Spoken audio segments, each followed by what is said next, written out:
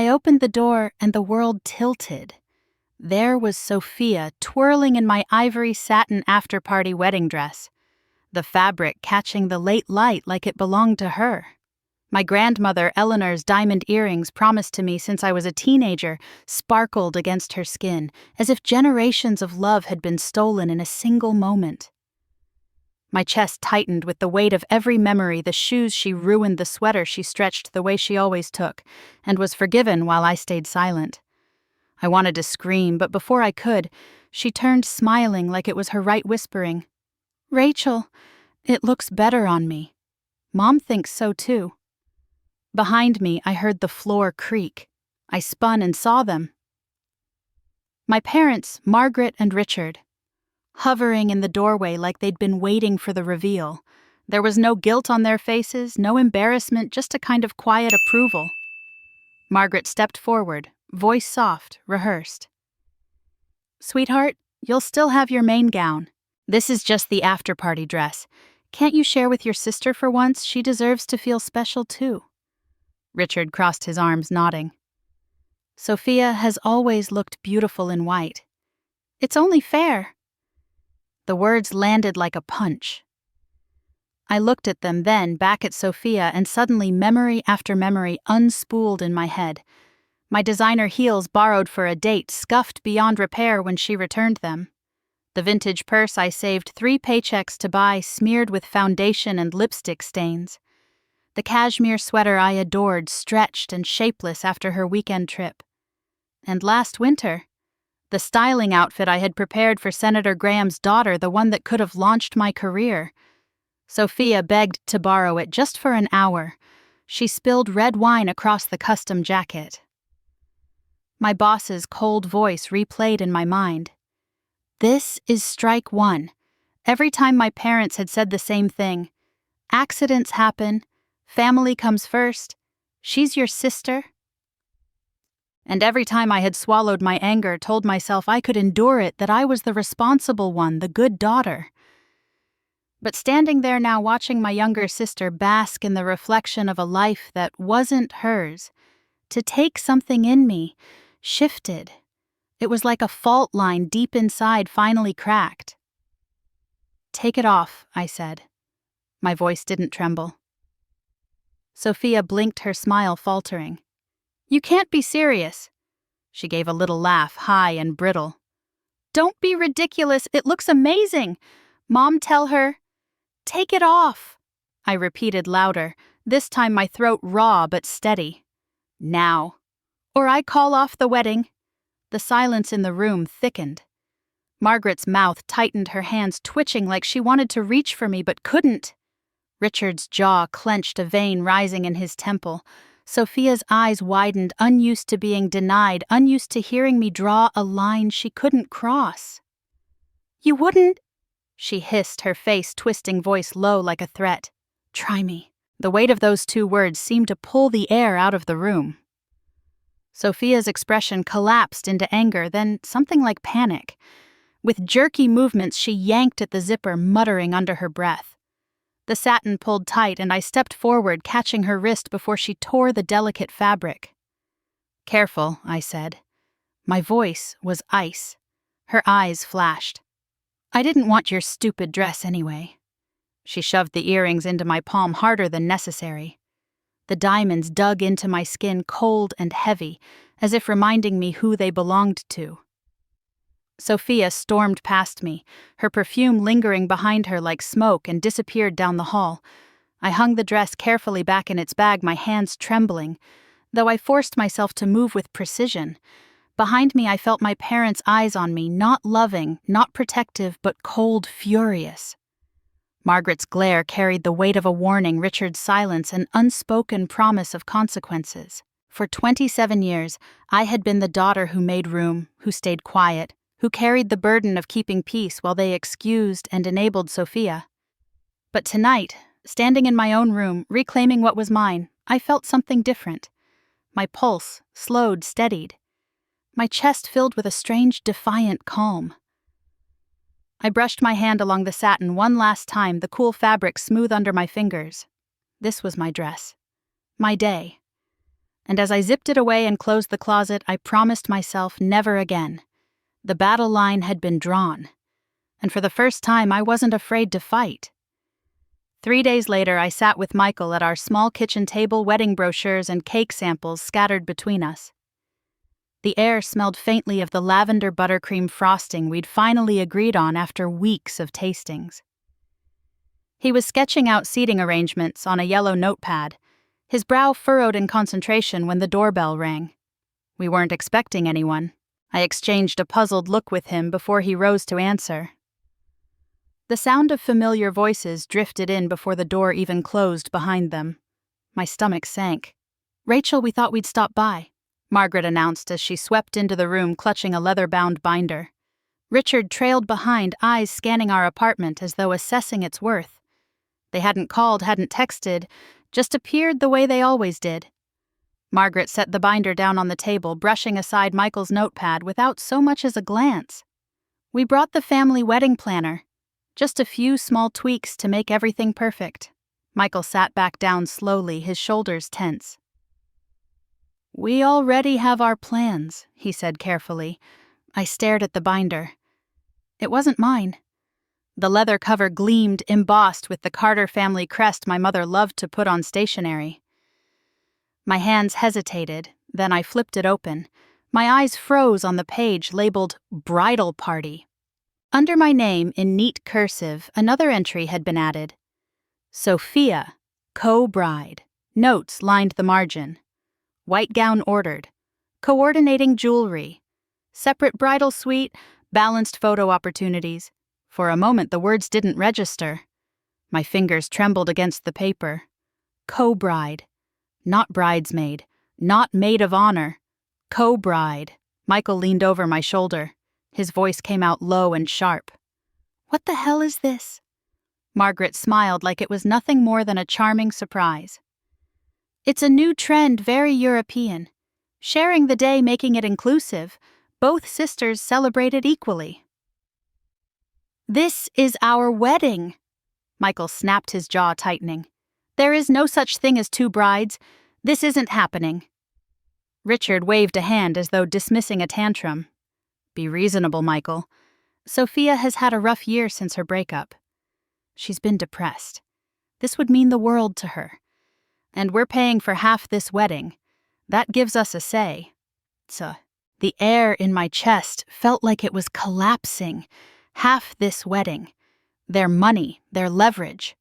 I gripped the edge of the table, the binder open in front of me, the words blurring. I thought about every late night Michael and I had spent planning every decision we'd made together, how careful we'd been to shape the day to reflect us. And here it was, rewritten without my knowledge, my sister's name inked alongside mine as if it were hers to take. Margaret reached for my hand, her voice syrupy. "Sweetheart, you'll still have the main gown. No one can take that from you. But isn't it beautiful to imagine your sister beside you, both of you radiant, both of you celebrated?" I pulled my hand back. My throat ached with unshed tears, but I forced my voice steady. "This isn't beautiful. It's insane. This is my wedding, mine and Michael's." Richard's eyes hardened. "Don't be selfish. Family sacrifices for each other. Sophia deserves this." Michael leaned forward, his palms flat on the table. "Rachel is not selfish. She's the bride. I won't let you steamroll her." His voice carried a finality that made me want to reach for him, anchor myself to his steadiness. But inside I was unraveling. I could see it so clearly now. The dress in my closet, the earrings in my drawer, and now this binder filled with plans I hadn't made. It wasn't about borrowing shoes or ruining sweaters anymore. It was about erasing me from my own day, rewriting my story with Sophia in the center. I closed the binder slowly, my hands shaking. The room was silent, except for the faint hum of the refrigerator. My parents stared at me like they were waiting for me to yield, to nod, to give in the way I always had. Not this time. "I'm not sharing my wedding," I said, my voice low but steady. Margaret's smile faltered just for a moment before she pasted it back on tighter now. Richard's face flushed with irritation, his lips pressed into a thin line. Michael reached for my hand under the table and squeezed it hard, a silent promise. The binder sat there between us like a weapon, its neat pages a blueprint for betrayal. I felt the knot in my stomach tighten. This wasn't a misunderstanding. It wasn't a joke or an overstep. It was a plan. Carefully made, deliberately hidden, and bold enough to be laid on my kitchen table. And for the first time, I understood just how far my family was willing to go to steal what was mine. That night, long after Michael had gone to bed, I sat alone at my desk with the glow of my laptop lighting the room. My stomach churned with unease, the binder's pages replaying in my mind. I typed the word wedding into my email search bar, half afraid of what I'd find. Dozens of messages popped up, threads I had never been copied on. My mother's name appeared again and again. I clicked one open and began to read. Please ensure that both brides are highlighted equally in the photo sessions. Both brides. My throat tightened. I scrolled further. Another message. We'll need 2 bridal suites set up, one for Rachel and one for Sophia. My vision blurred as I read line after line, my mother making arrangements with the venue coordinator, instructing them as if it were already decided. And there, bold as anything, was Sophia's name written beneath the heading, Bride. I shut my eyes, pressing my fingers hard against my eyelids, but when I opened them, the words were still there. They weren't mistakes. They weren't hypothetical. My mother had rewritten reality, and the venue was playing along. The sharp buzz of my phone jolted me. I glanced down. A notification from Instagram? My heart dropped before I even opened it. Sophia had posted a photo. I tapped the screen, and the image filled my vision. She was standing in front of the same mirror I'd found her in days earlier, wearing my after-party dress. The caption read, "Final fitting for my wedding look. Sister ceremony. Double the brides." My stomach flipped. The comments were already piling in. "Wait, you're engaged too, sister ceremony. That's so cool. Double the brides. Wow." I scrolled through each comment like a jab in the ribs. People were congratulating her, congratulating us as if this was some trendy celebration we had dreamed up together. I wanted to scream. The phone rang in my hand. Dazed, I answered without looking. Rachel. My Aunt Catherine's voice came through sharp and worried. "Honey, I just saw Sophia's post. Is this true? Are you really having some kind of double wedding?" "No," I whispered, my voice breaking. "Of course not. I never agreed to this." There was a pause. Then why would she say it? "Your mother called me earlier and sounded so excited. She said it was going to be historic." My chest burned. "Because they want it to be true," I said bitterly. "They're trying to force it." Before I could say more, another call came through. I pulled the phone back and saw the name Pastor David. Against my better judgment, I picked up. Rachel. His deep voice rumbled calm but firm. "I've been hearing about this arrangement. I want to encourage you to think of it as an opportunity. Your sister has been struggling. Allowing her to share this day could be an act of grace." I shut my eyes, gripping the phone tight. "With respect, Pastor, this isn't his or her day. It's mine. Mine and Michael's." "Family comes first," he replied gently, but the words felt like chains tightening around me. Sometimes the Lord calls us to sacrifice for one another. I hung up before he could say more. My hands shook as I set the phone down, the screen lighting up again almost immediately with new messages, new notifications. Each one felt like another hand shoving me down. I pushed away from the desk and paced the room. The walls felt like they were closing in. Everywhere I turned, Sophia's shadow stretched larger. My parents, my relatives, even my church, they were all folding into her story, painting me as selfish for resisting. I caught sight of my reflection in the darkened window, my face pale and drawn. A thought cut through the chaos, sharp and clear. This wasn't just about a dress or a binder anymore. They were trying to erase me from my own wedding. I pressed both hands against the cool glass, breathing hard, and whispered to myself, "They won't win." But even as I said it, the weight of the world pressed harder on my shoulders. A knock sounded on my apartment door the next afternoon. I almost didn't answer. My nerves were frayed, my phone still buzzing every few minutes with more calls, more messages I couldn't bear to read.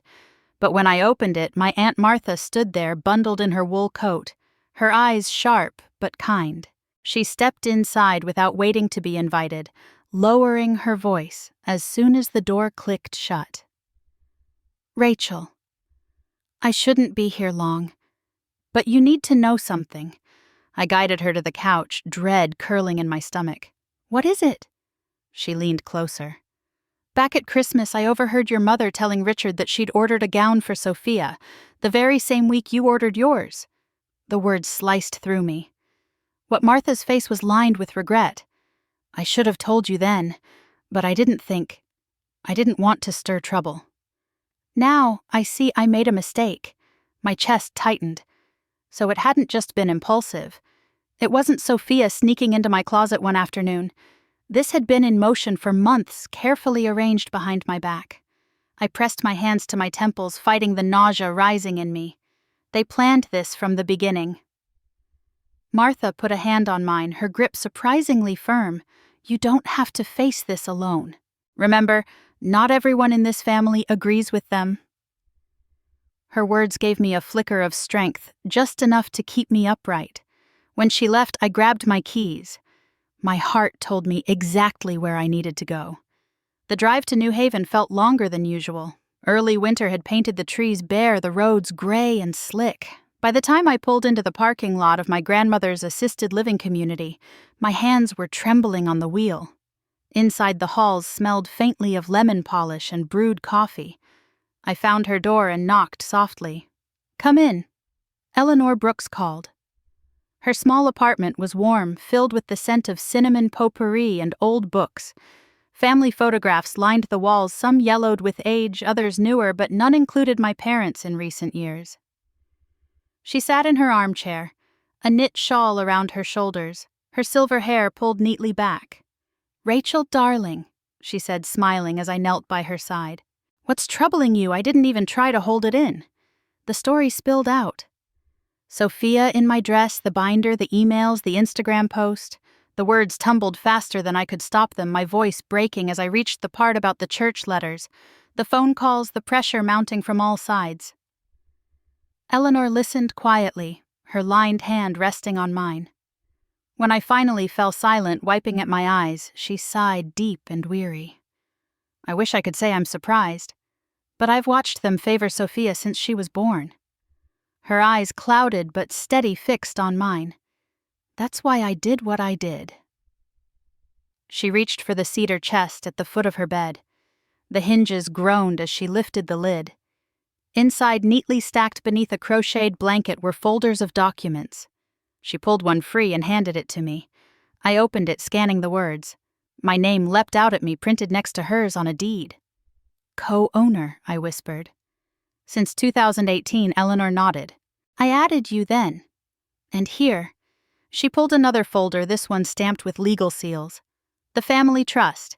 Updated in 2022. You're the executor and the primary beneficiary." The room tilted. "Grandma, I don't understand.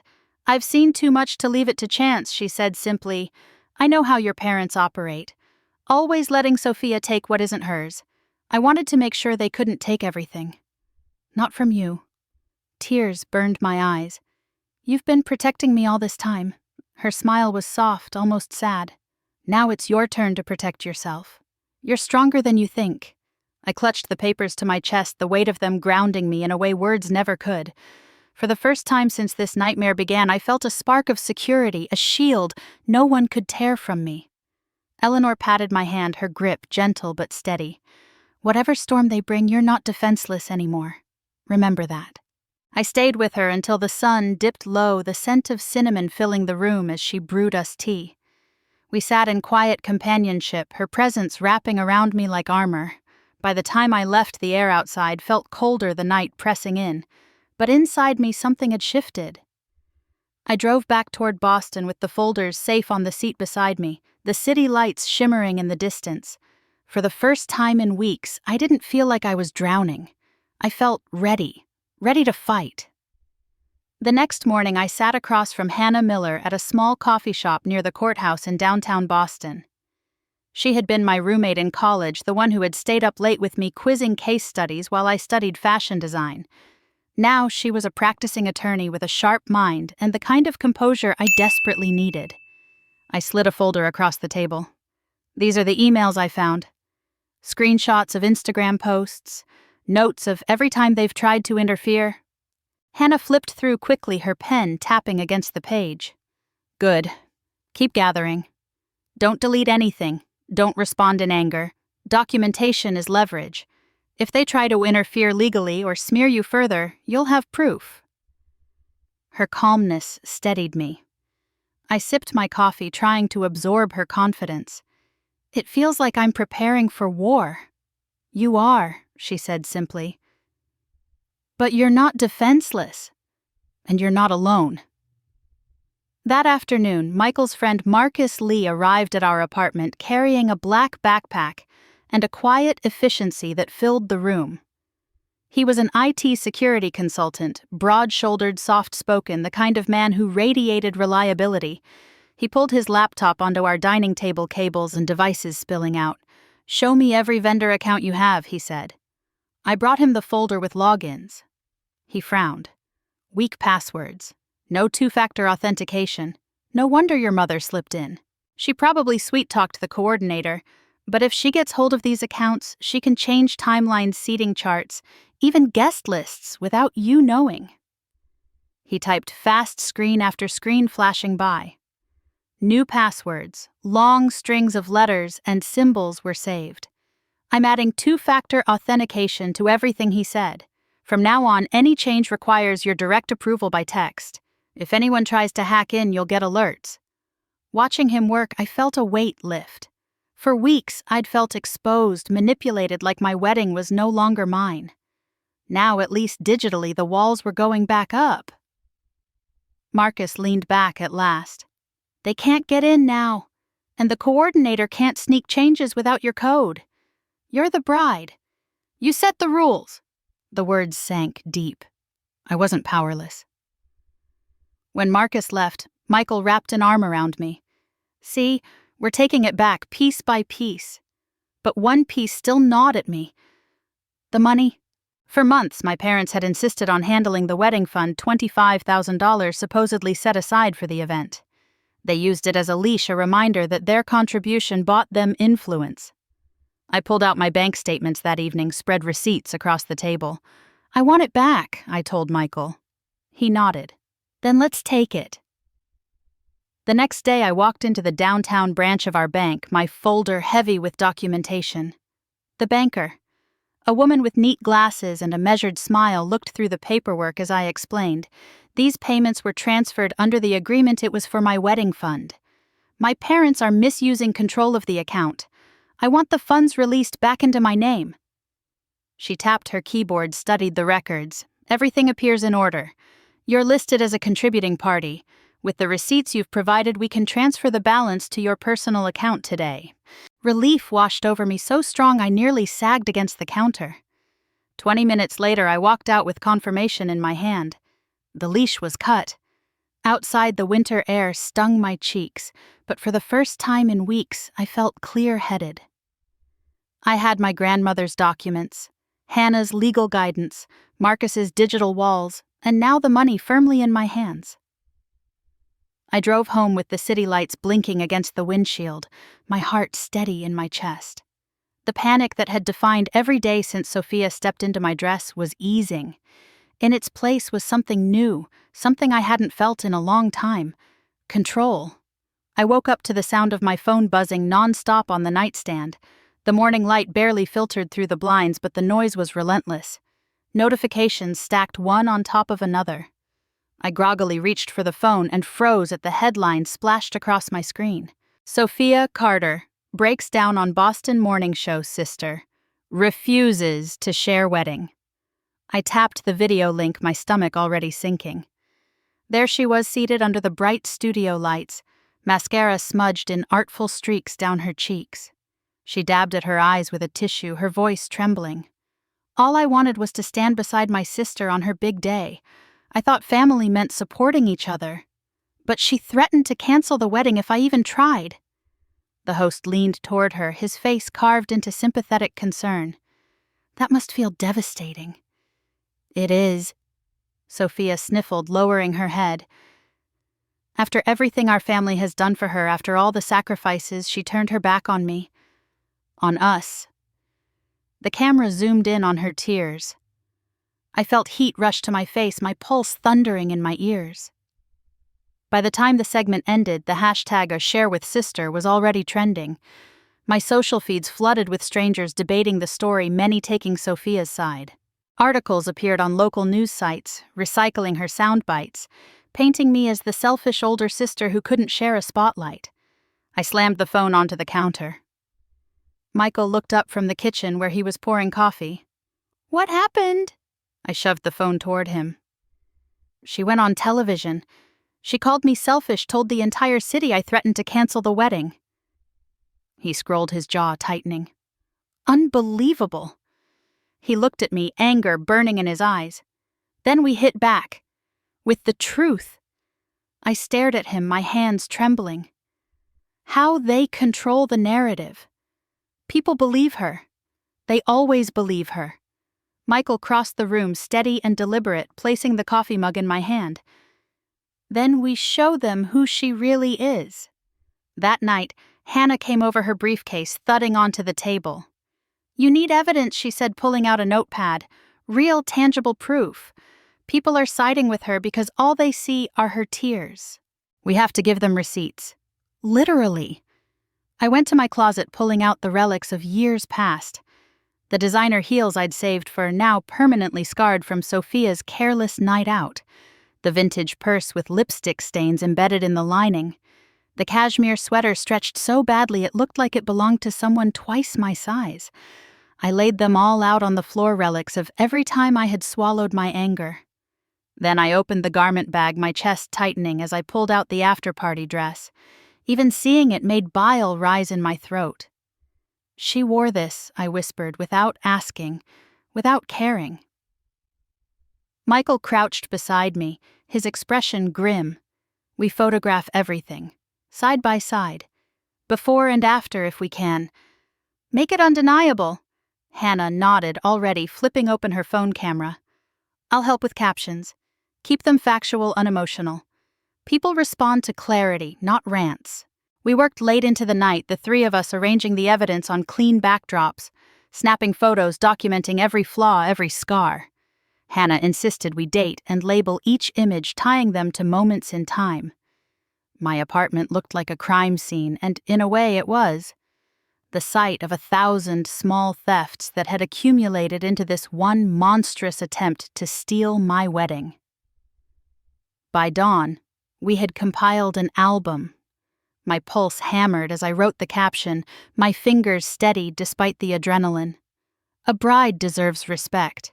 For years I've watched my things taken, ruined, dismissed as accidents.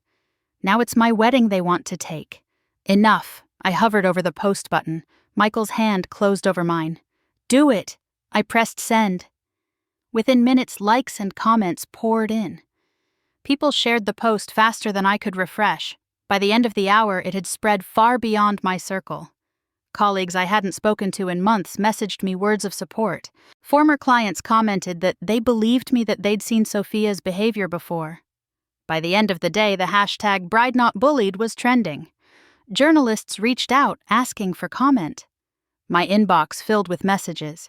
Some from strangers thanking me for standing up, others from brides-to-be, confessing their own stories of sisters, mothers, or friends who had tried to steal their day. 48 hours later, the post had over 250,000 shares. Articles began to flip the narrative. Boston stylist stands up against family bullying. The tide was turning. I sat on the couch, exhaustion settling into my bones, my phone vibrating endlessly on the cushion beside me.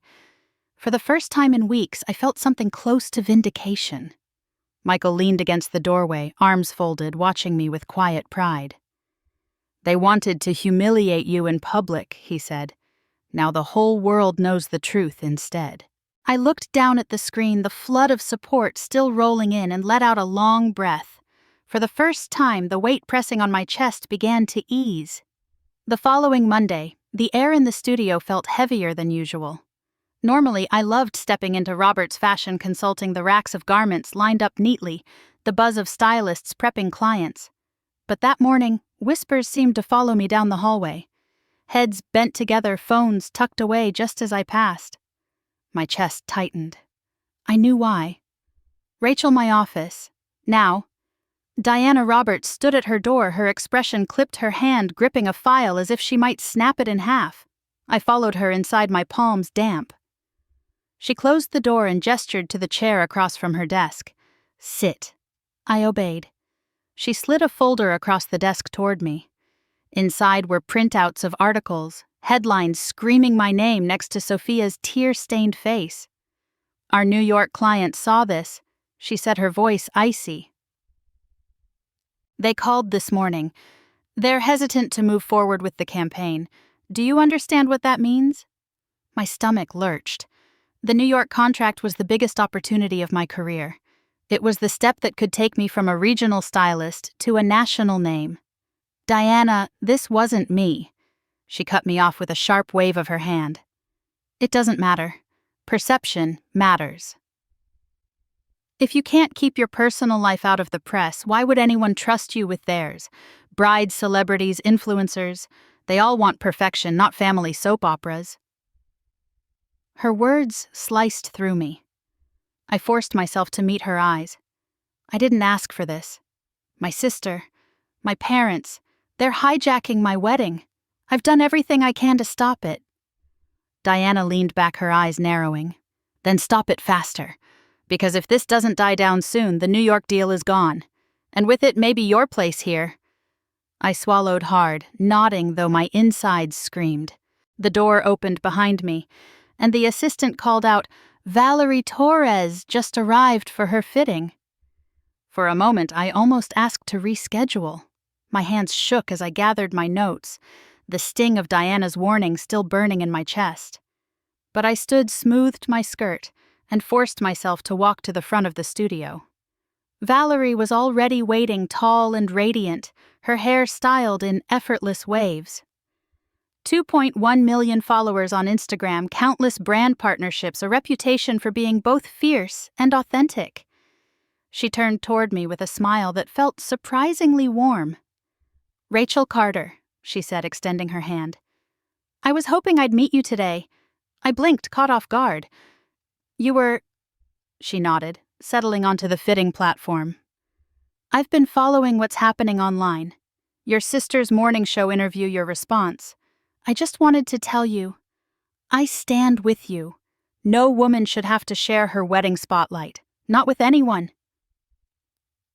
The words nearly undid me. I managed a small laugh, though my throat felt tight. Thank you. You have no idea how much that means right now. Valerie tilted her head. Actually, I think I do. The comments on your post, women everywhere saying they've had similar experiences. You tapped into something real. That's why your hashtag blew up. You're not just a bride, you're a voice. I slipped the dress over her shoulders, my hands steadying for the first time all day. The fabric flowed perfectly, the lines hugging her frame. She caught my eye in the mirror. Don't let them silence you, she said. If anyone knows about taking back control of a narrative, it's me. And trust me, people are watching. They're rooting for you. Her reflection stared back at me, strong and certain. And for the first time since Diana's threat, I felt the knot in my chest loosen.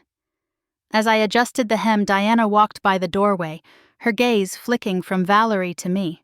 The faintest crease appeared in her brow as if she realized what I had just gained, an ally far louder than gossip and far bigger than scandal.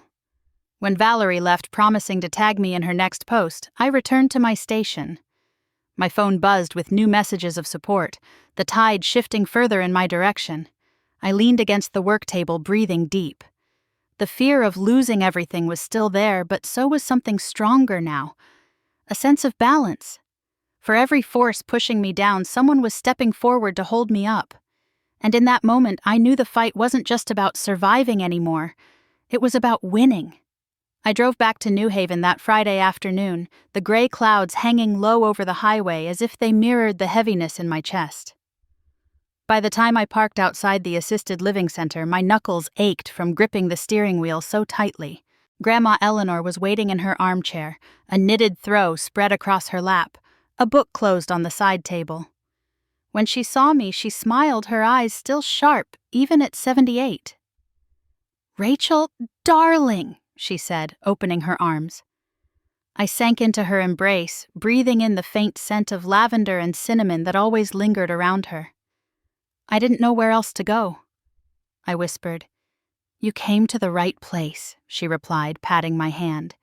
"Tell me." So I did. I told her about Diana's threat at work, about Valerie stepping in, about Sophia on television and the internet circus that had followed. I told her how even strangers in the grocery store had started whispering. The words tumbled out messy and raw, and by the end my eyes stung with unshed tears. Grandma listened quietly, her fingers curled around mine. When I fell silent, she let out a long sigh, the kind that seemed to carry decades of weight. "It seems Margaret hasn't changed." I frowned. "What do you mean?" Her gaze drifted to the window, to the bare branches tapping against the glass. "When your Aunt Louise got married, your mother wore white. Not cream, not beige. White. She insisted on standing beside the bride in every photo. At the reception, she grabbed Louise's bouquet during the toss, claimed it was a sign she should have been the one celebrated. Your grandfather and the family laughed it off, said she just wanted to feel special." My mouth fell open.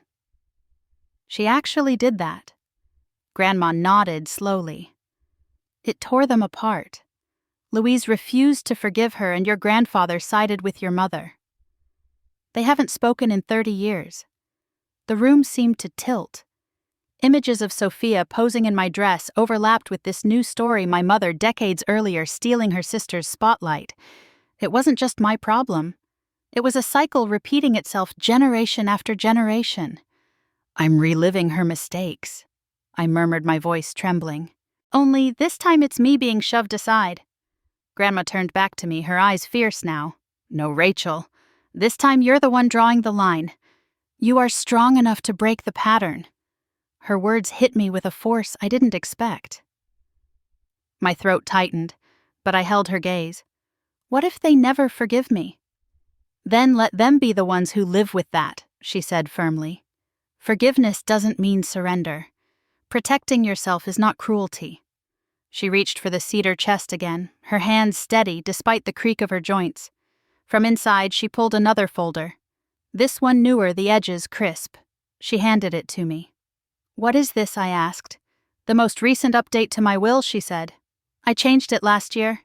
You are not just co-owner of this house. You are executor of the entire estate. Every decision, every asset, every choice, it's yours to make when I'm gone." I stared at the document, my name printed in bold letters, the ink stark against the page. "Grandma, I can't." "You can," she interrupted. "Because I trust you. Because I've watched them dismiss you while elevating Sophia at every turn.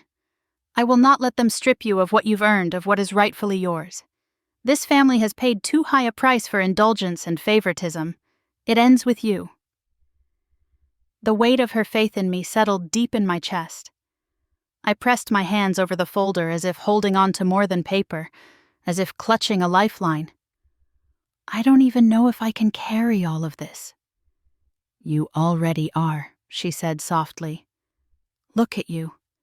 You've stood your ground against them more in the past 2 weeks than you have in 30 years.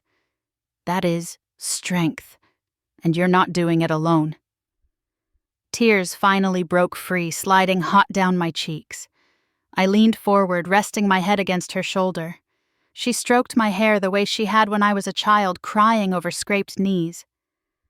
"I don't want to be like them," I whispered. "You won't," she promised. "You are writing a different story."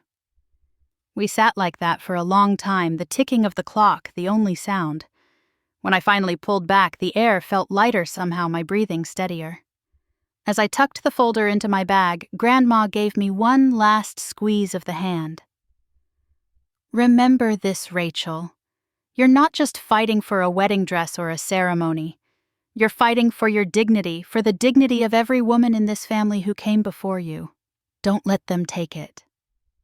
When I walked out into the fading afternoon, the cold air hit my face, but I didn't shiver. The documents pressed against my side felt like armor.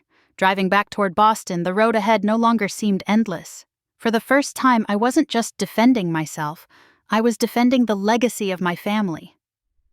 The smell of pot roast hit me the moment Michael and I stepped through the door of my parents' Colonial in Cambridge. Margaret was already bustling around the kitchen apron tied over her dress while Richard poured wine into stemmed glasses.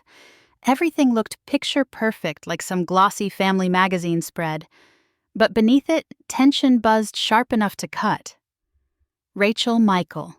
Margaret greeted us brightly, too brightly. "We're so glad you could come." "Dinner's just about ready." I forced a smile, hanging my coat on the rack. Michael brushed my hand lightly, a silent reminder, play it cool. We sat down at the dining table, the roast steaming at the center bowls of mashed potatoes and green beans lined neatly. Sophia floated in a few minutes later, her hair curled, her lips painted red. She didn't look like someone who'd just been dragged through weeks of online backlash. She looked smug, almost triumphant. "Doesn't this look nice?" Richard said, carving the meat. "Just like old times." "Family unity," Margaret added, as though saying the words would make them true. I kept my expression calm, even as my stomach twisted. "It does," I said softly. Then I leaned forward, putting just enough warmth in my voice to sell the lie. "Actually, I was thinking, maybe Sophia should try the after-party dress again, for old time's sake. We could take a few pictures for the memory book." Sophia's eyes widened, disbelief flashing before delight smoothed it over. "Really, you mean it?" "Of course," I said, letting my lips curve into a faint smile. Margaret clasped her hands together, relief washing over her features. "Now that's the Rachel I raised. Generous, thoughtful."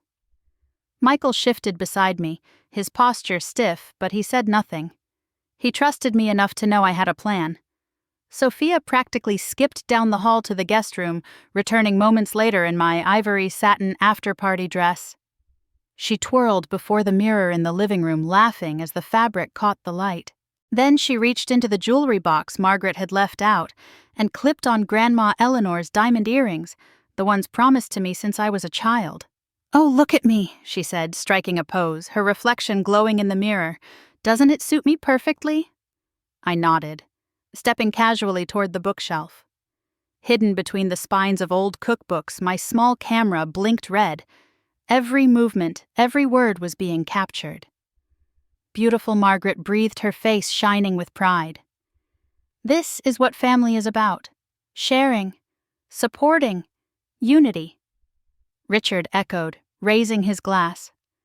I smiled back at them, my expression serene, while inside the satisfaction burned hot. Every second Sophia paraded in that dress, every moment my parents encouraged her theft, the evidence piled higher. No one could call this rumor or exaggeration. Now I had the proof. Dinner resumed with forced cheer, the clinking of silverware against plates too loud in the strained silence. Margaret peppered Michael with questions about his job in software, trying to smooth over the tension, while Richard droned on about mortgage rates as if nothing had fractured between us. So Rachel, Margaret said at last, spooning more potatoes onto my plate even though I hadn't asked, "Don't you feel better now, having let go of all that drama? Look at Sophia, radiant as ever. This could be a fresh start." I swallowed a sip of water, keeping my tone light. "You may be right, Mom. This evening has been enlightening." Sophia beamed at me, completely unaware of the red light still blinking from the bookshelf. Michael caught my eye across the table. His gaze held mine for a long moment, steady grounding. He knew. He understood. I didn't have to say a word. By the time dessert was served, my parents were relaxed, convinced they'd pulled me back into line. Sophia lingered in the dress, still basking in the mirror's reflection, completely oblivious. I leaned back in my chair, my fork idle on the plate. Outwardly, I wore a polite smile. Inwardly, I felt the click of something locking into place. The trap had been sprung. As we stood to leave, Margaret hugged me tightly. "See? This is how it should be. No fighting, just family." I hugged her back, letting my cheek brush hers, my voice low so only she could hear. Yes, family. When we walked out into the cold night, the camera secure in my bag, Michael slid his arm around my shoulders. "You got what you needed." I glanced back at the warm glow of the house behind us, the silhouettes moving inside, still convinced they'd won. Everything I said. And for the first time in weeks, my smile was real. The lobby of the New Haven venue was already humming when we arrived, guests streaming in, laughter and chatter bouncing off the marble floors. My pulse quickened, not from nerves about the ceremony, but from the storm I could see brewing near the check-in desk. Margaret stood with the family binder clutched in her arms like a sacred text, Richard at her side, red-faced and animated. Sophia hovered just behind them, draped in a white gown suspiciously similar to mine. The beadwork sparkled under the chandeliers, but it looked cheaper, louder, a pale imitation meant to deceive at first glance. "Where's the coordinator?" Margaret barked, slamming the binder open on the desk. "We have an agreement? 2 bridal suites, equal photographs. This is a sister ceremony." The young coordinator shifted uneasily, glancing between the binder and the crowd of arriving guests. "Ma'am, I don't see any record of that in the signed contract. Everything here lists only Rachel Carter as bride." Richard leaned forward, his voice booming enough to turn heads. It was a verbal agreement. "Do you understand what breach of contract means? We could take this venue down in court." The coordinator flushed, papers trembling in his hands. "Sir, I'll need to verify. Don't bother." My voice cut through the noise as I stepped into the lobby. Michael beside me, his hand warm around mine. Marcus and 2 members of his security team flanked the entrance, their dark suits and broad shoulders creating an immovable wall. Guests paused, watching whispers spreading like wildfire. Sophia's face drained of color when she saw me, then flushed a blotchy red. "Rachel, you're early," she stammered. "On purpose," I said, my heels clicking against the marble as I moved closer. My heart pounded, but my words came out strong, each one ringing with finality. "There is no sister ceremony. This is my wedding, mine and Michael's. Only us." Gasps rippled through the lobby. Margaret's face twisted, her mouth opening and closing like she was searching for a weapon. "Sweetheart, don't do this," she pleaded, her tone dripping with false softness. "Think about family, about appearances." Richard slammed his hand on the desk. "You can't erase your sister like this. She deserves her moment." Sophia stepped forward, lifting her chin, her dress trailing across the tiles. "Everyone wants this, Rachel. Why can't you just stop being so selfish?" For once I met her eyes, the years of swallowed pain, ruined belongings, and stolen moments flashing between us. "This isn't about selfishness," I said. "It's about boundaries. And this is mine." Marcus gave a nod to the security team. One of them stepped forward smoothly, planting himself between my parents and the coordinator. "From this point forward, only the bride and groom have authority over arrangements," he announced firmly, his voice carrying over the crowd. "Anyone else attempting to interfere will be escorted out." Margaret's face turned a dangerous shade of purple. "You can't do this," she hissed. "I already did," I replied, steady as stone. The coordinator exhaled, relief evident. "Our files confirm it, Mr. and Mrs. Carter. Only Rachel Carter and Michael Hayes are authorized. There is no provision for a co-bride." Guests were openly whispering, now heads turning, eyes darting between me and Sophia's glaring figure in her knockoff dress. The hum of gossip filled the air, louder with each second. Michael squeezed my hand, his voice low, just for me.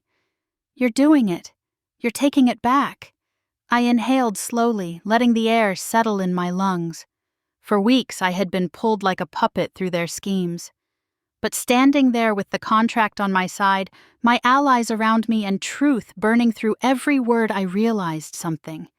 The power was mine. Sophia's mouth trembled, fury sparking in her eyes, but she said nothing. Richard muttered threats about lawyers. Margaret clutched the binder as though it were slipping away from her, and the guests kept staring, waiting to see what I would do next. I didn't give them theatrics. I simply turned, laced my fingers tighter through Michael's, and walked toward the bridal suite that was mine and mine alone. Behind me the noise swelled, angry voices, gasps, whispers, but with each step it faded, replaced by a steadier rhythm. My heartbeat. My heels against the floor.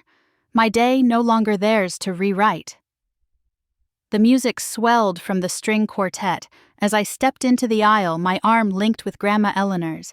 The weight of the lace gown settled around me, each stitch and bead a reminder that this day was mine.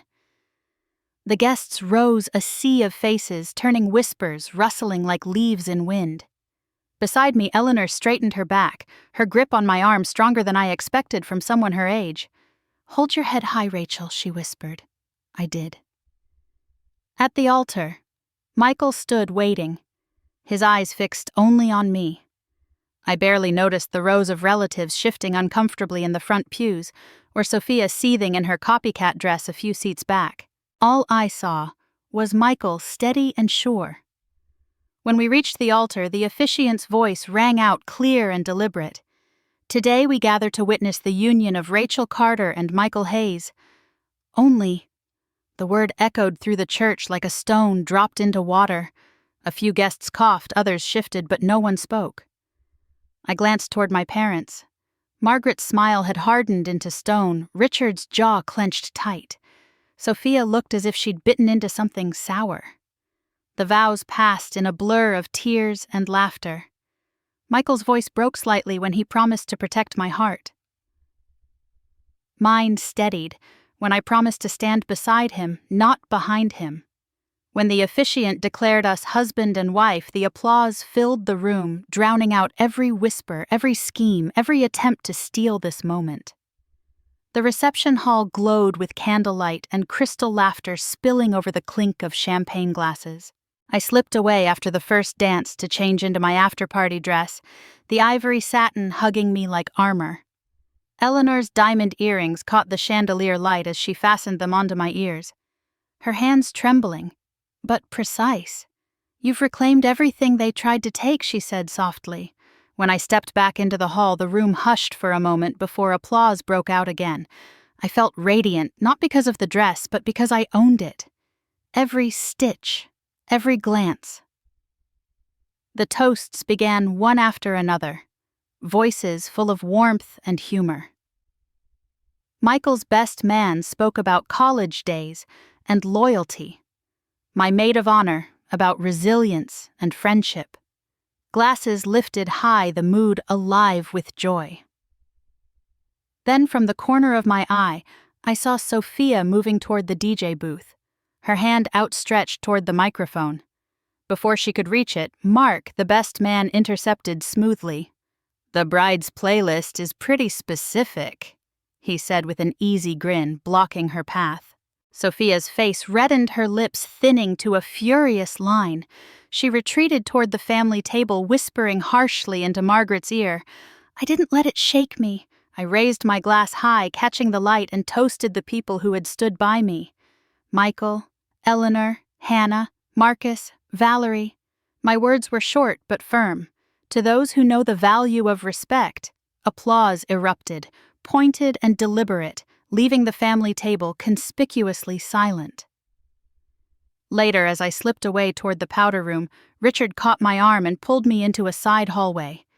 His grip was harsh, his voice low and furious. "You humiliated us in front of everyone. You'll regret this." I pulled my arm free, my pulse steady now, not racing. "No, Dad. You humiliated yourselves. You taught me tonight that self-respect isn't something to hand out like hors d'oeuvres." His face darkened. "After everything we've given you, you gave me nothing I didn't already earn." I cut in. "No. And what you tried to take, I took back." The silence between us was sharp, jagged. For once he had no words. I turned, smoothing the satin against my hips, and walked back into the reception hall where laughter rose and champagne sparkled. Behind me, I left him standing alone in the shadows, while in front of me, glasses lifted once again in celebration.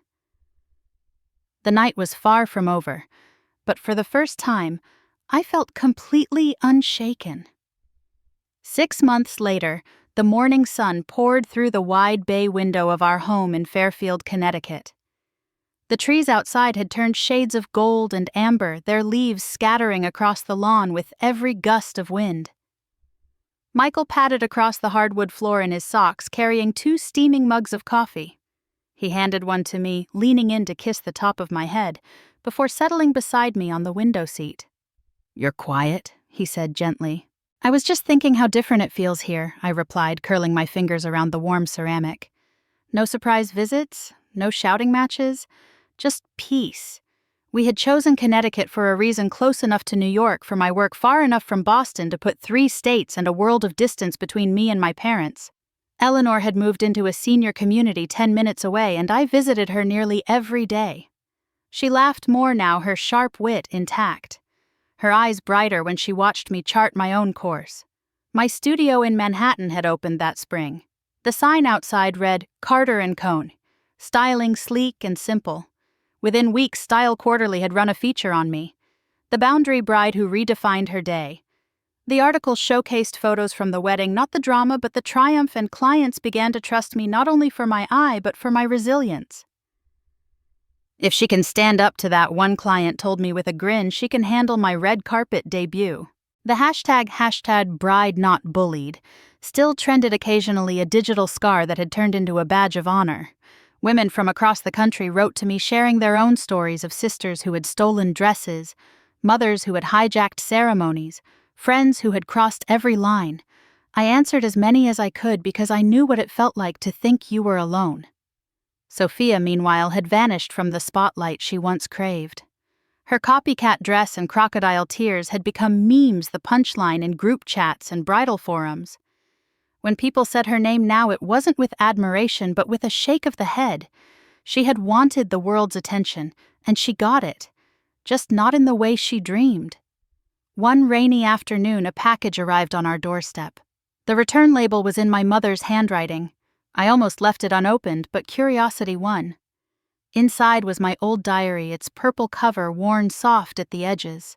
Pages fluttered open to lists I had made as a teenager. Times Sophia had borrowed my things and never returned them. My mother had tucked in a note, her handwriting careful. Perhaps we were wrong. No apology, no grand gesture. Just a crack in the armor, a reluctant admission after decades of denial. I placed the diary on the bookshelf in my office where it sat among magazines and portfolios. Not a treasure, not a wound, just a reminder. By November, our home smelled of roasting turkey and rosemary. On Thanksgiving, I extended the dining table and filled it with people who had stood beside me through the worst. Michael carved the bird, while Eleanor sipped her wine, her smile mischievous. Hannah brought a pumpkin pie. Marcus a bottle of champagne. Valerie arrived in a dramatic red coat, declaring she wouldn't miss this for the world. Laughter filled the room, loud and free, as glasses clinked and plates passed from hand to hand. My chest swelled with gratitude, with the kind of fullness that no staged family portrait could ever capture. Halfway through dessert, my phone buzzed from the study. I glanced at the screen. My parents' number glared back at me. For a long moment I held it in my hand, the voices of my chosen family drifting through the doorway. Then I set the phone back down. "I'll call tomorrow," I whispered to myself. "Today is for joy." When I returned to the table, Michael raised his glass. "To family," he said, then added with a smile, the kind we choose. We drank to that, and as I looked around the table, at the faces of people who saw me, who respected me, who loved without conditions, I knew I had broken the cycle. Later, as the fire crackled low and the evening wound down, I stood by the window watching the last of the autumn leaves swirl across the yard. My reflection in the glass stared back at me, steady and unafraid. Some things can be shared. Some things are meant to be given. But self-respect, that belongs only to me. And maybe to you too. Tell me, when was the moment you decided enough was enough? When did you finally draw the line and protect what was yours? I'd love to hear your story.